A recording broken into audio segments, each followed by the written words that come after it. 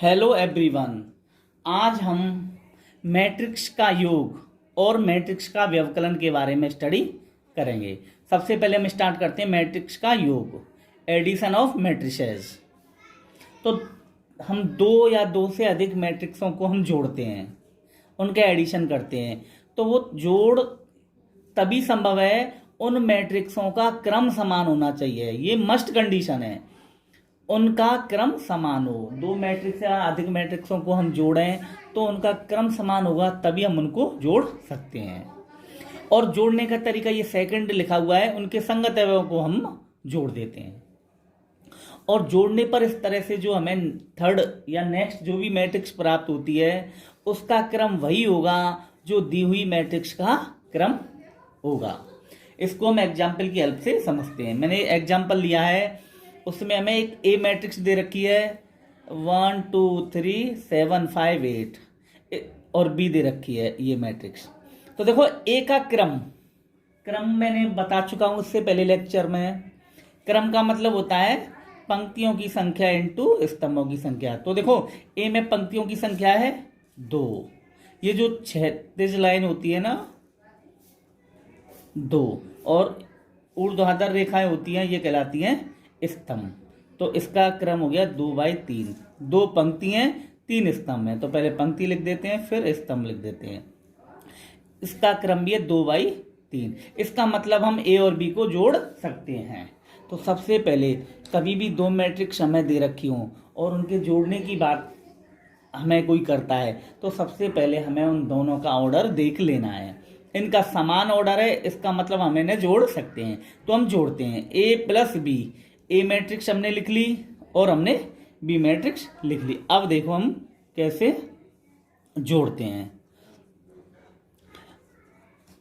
तो ए और बी, तो देखो मैंने बताया था हम उनके संगत अवयवों को जोड़ते हैं।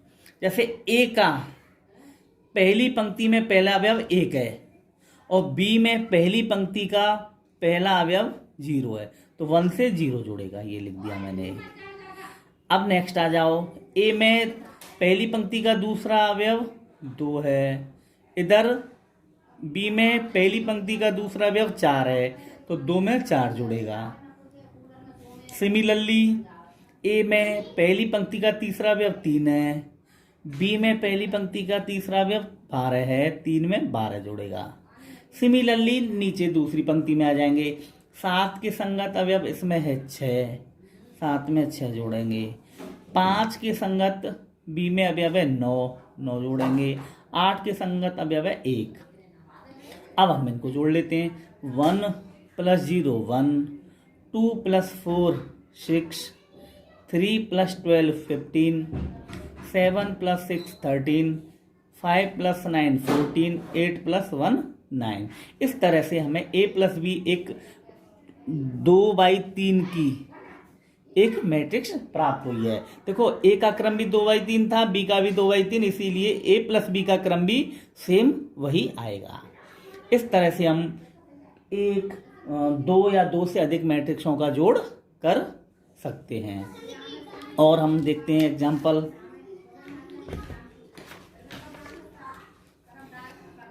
एक ये एग्जाम्पल हमें दे रखा है, एक क्वेश्चन है, हमें ए दे रखा है 11 0 7 9, बी ये मैट्रिक्स दे रखी है। तो ए प्लस बी ज्ञात करो। तो सबसे पहले हम ये देखते हैं,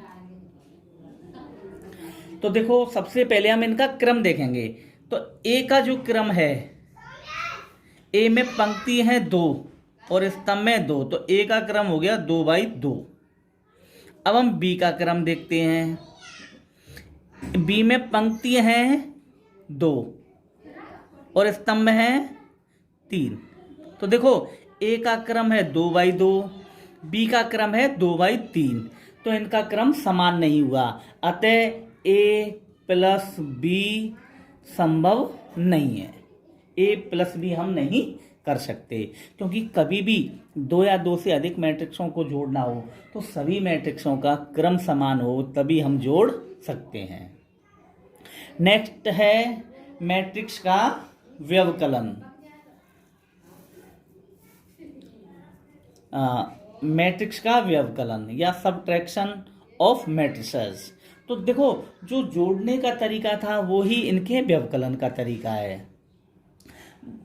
हमें दो मैट्रिक्स का व्यवकलन तभी कर सकते हैं सबसे पहले उनका क्रम समान हो, और करते कैसे हैं, वही संगत एवं को घटा देते हैं। इसको हम एग्जाम्पल की हेल्प से समझ लेते हैं। जैसे हमें एक ए मैट्रिक्स दे रखी है 2 7 9 10, बी दे रखी है 1 6 5 0, तो ए माइनस बी ज्ञात करो। तो सबसे पहले हम ये देख लेते हैं इन दोनों का ऑर्डर सेम है या नहीं है। तो ए का ऑर्डर हमें दे रखा है 2/2, क्योंकि इसमें देखो एक पंक्ति दो पंक्ति, स्तंभ 1 2, और बी का भी ऑर्डर है 2/2, इसीलिए हम ए माइनस बी कर सकते हैं। It is possible. कैसे करते हैं इसको देखते हैं। ए माइनस बी, हमने ए मैट्रिक्स लिख ली सबसे पहले 2 7 9 10, फिर बी लिख दी 1 6 5 3। अब देखो हम इसको करते हैं, कैसे करते हैं। संगत अवयव घटाते हैं। देखो ए में से भी घटा रहे हैं, मतलब ए के अवयवों में से हम बी के अवयव घटाएंगे। तो देखो पहले 2 है, यहाँ पे ये 2 है, तो इसके संगत अवयव बी में है 1, तो 2 में से हम 1 घटाएंगे। 7 के संगत अवयव बी में है 6, 7 में से 6 घटाएंगे। सिमिलरली 9 के संगत अवयव इसमें है 5, तो 9 में से 5 घटाएंगे। 10 के संगत इसमें है 3, 10 में से हम 3 घटाएंगे। सॉल्व करते हैं, 2 में से घटाएंगे 1 आ जाएगा, 7 में से 6 1 आएगा, 4 7। इस तरह से हमें a माइनस बी 1 1 4 7 और सेम वही ऑर्डर 2/2 की हमें एक मैट्रिक्स प्राप्त होती है। जो ए का ऑर्डर था वही a माइनस बी का होगा, या फिर जो b का ऑर्डर था वो a माइनस बी का ऑर्डर होगा। इस तरह से हम मैट्रिक्सों को हम घटा सकते हैं। जो जोड़ने का तरीका था वही घटाने का तरीका था। किन्हीं भी मैट्रिक्सों को हम जोड़ और घटाव इस तरह से कर सकते हैं। इससे पहले वाले लेक्चर में हम कुछ मैट्रिक्स की डेफिनेशन पढ़ रहे थे, तो कुछ एक हमारी डेफिनेशन रह गई थी, मैं उनको बता देता हूँ। आप मैट्रिक्सों के योग और घटाव को आसानी से कर सकते हो।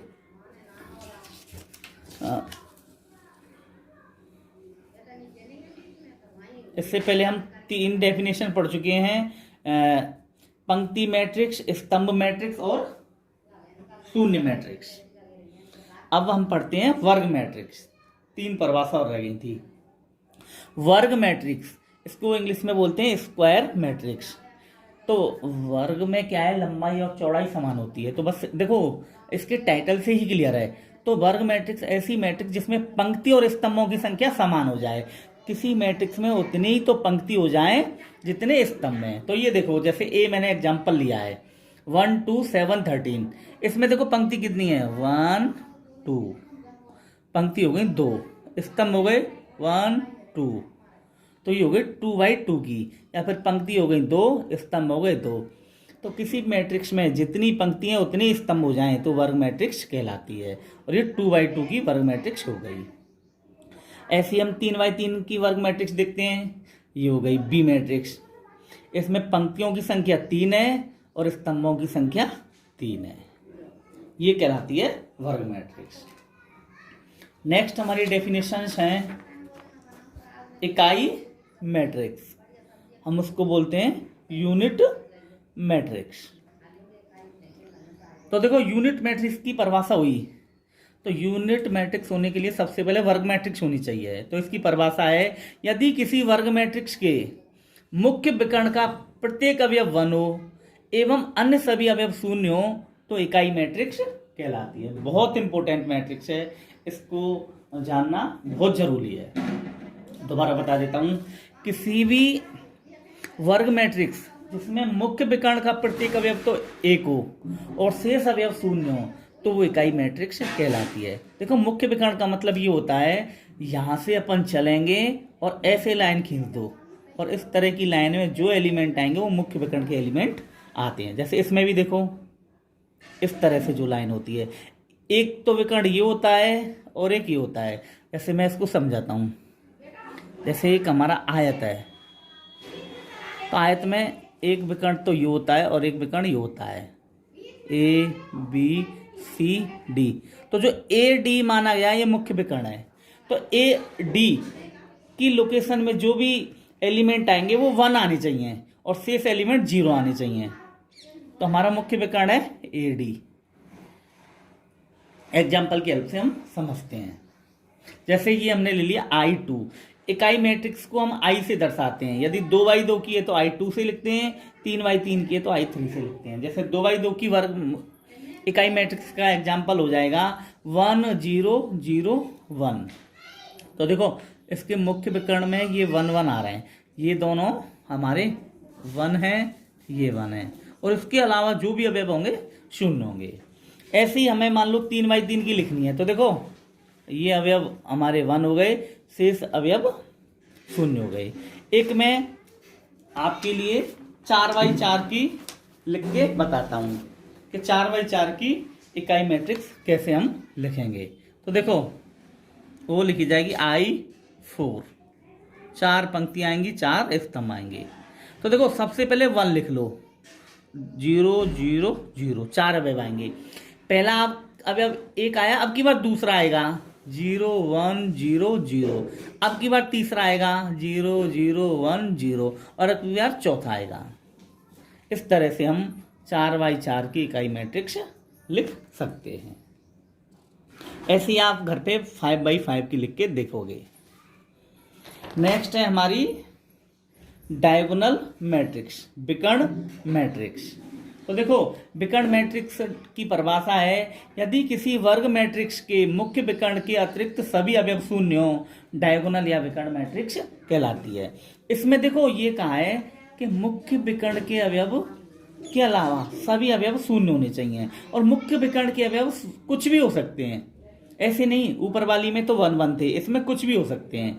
तो इसका एग्जाम्पल ये हो गया। एक और एग्जाम्पल लेके बता देता हूं मैं, 1 0 0 9। तो देखो मुख्य विकर्ण के अलावा सभी अवयव शून्य हो गए, तो ये हमारी विकर्ण मैट्रिक्स कहलाती है। Thank you students.